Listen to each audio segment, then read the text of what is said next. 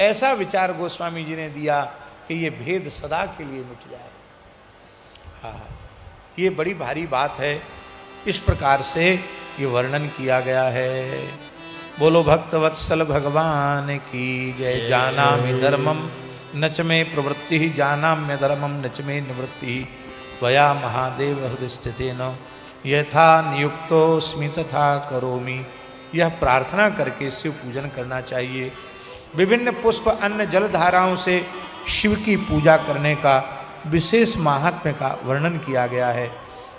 कमल से पूजा, बिल्वपत्र से पूजा। और महाराज जी इसमें विशेष बात लिखी है, जो भुक्ति मुक्ति फलम तस्य तुलस्या पूजेद यदि अर्क पुष्पई प्रतापश्च कुब्ज कल्लार कैस्तथा। कहते जो तुलसी की मंजरी से युक्त तुलसी से भगवान शिव का पूजन करता है उसको भोग और मोक्ष दोनों मिल जाते हैं।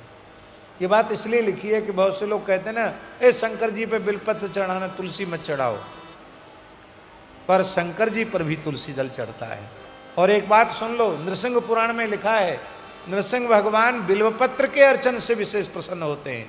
शालिग्रामार्चन में बिल्वपत्र है, पर लोगों को शास्त्र का ज़्यादा ज्ञान न होने से बोले शालिग्राम जी पर बिल्वपत्र मत चढ़ाओ और शंकर जी पर तुलसी मत चढ़ाओ। अरे भैया, दोनों में इतना प्रेम है कि दोनों बिल्वपत्र और दोनों तुलसी से प्रेम करते हैं। बोलो भक्तवत्सल भगवान की जय। शमी पुष्प जो शंकर जी को अर्पित करता है उसको मुक्ति प्राप्त हो जाती है। और जो बिल्वपत्र सता लक्षय सर्व कामान वाप्नुयात्, 1.25 लाख बिल्वपत्री शंकर जी को चढ़ा दो तो कोई कामना ऐसी नहीं जो अधूरी रह जाए, सारी कामनाएं पूर्ण हो जाती हैं। भारतवर्ष में एक ऐसा पवित्र स्थल है श्री वैद्यनाथ बाबा। वैद्यनाथ महादेव में हजारों वर्षों से जो बिहार में है वैद्यनाथ, वहां 1.25 लाख बिल्वपत्र शिव जी को नित्य चढ़ाए जाते हैं। हजारों साल हो गई, नित्य 1.25 लाख बिल्वपत्र चढ़ाए जाते हैं। और महाराज जी चारों ओर बिल्व का जंगल है, वहां ब्राह्मण बिल्व संचित करते हैं और 1.25 लाख बिल्वपत्र चढ़ाते हैं। बोलो भक्तवत्सल भगवान की जय। अलग अलग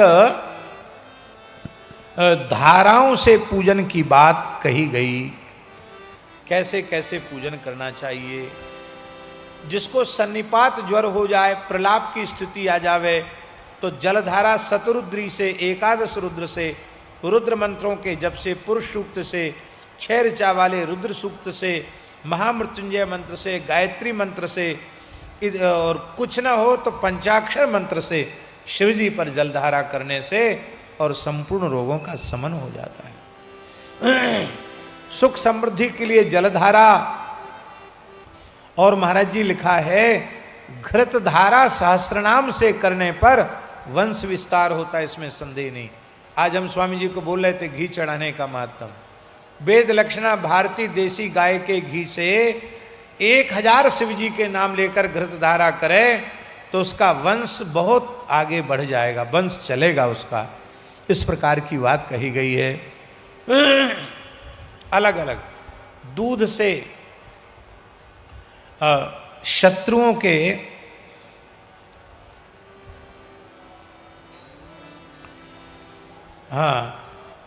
बुद्धि किसी की मंद है, जड़ है, याद नहीं होता है, तो उस व्यक्ति को शर्करा मिश्रित देसी गाय के दूध से शंकर जी का अभिषेक करने पर उसकी बुद्धि बहुत तीव्र हो जाती, धारणा शक्ति हो जाती है।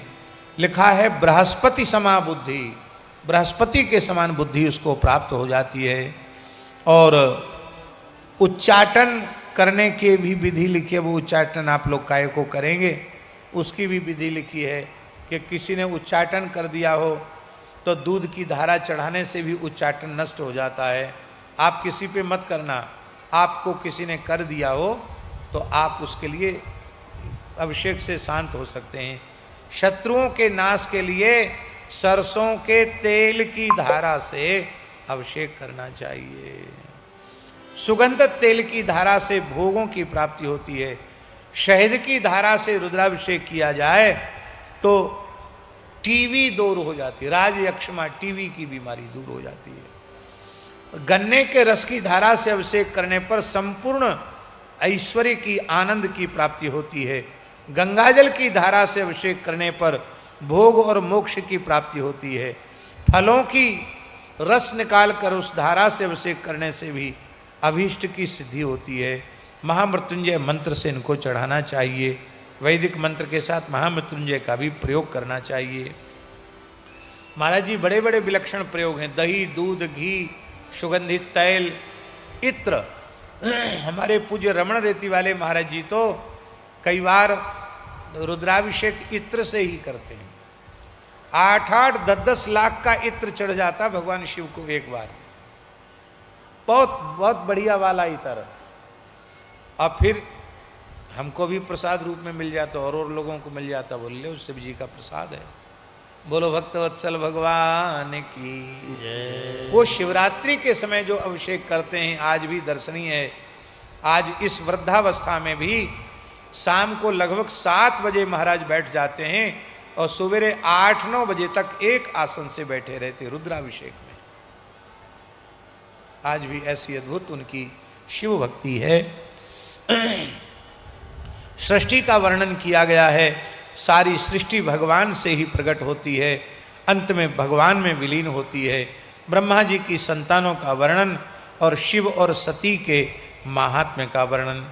अब यज्ञ दत्त के पुत्र गणनिधि के चरित्र का वर्णन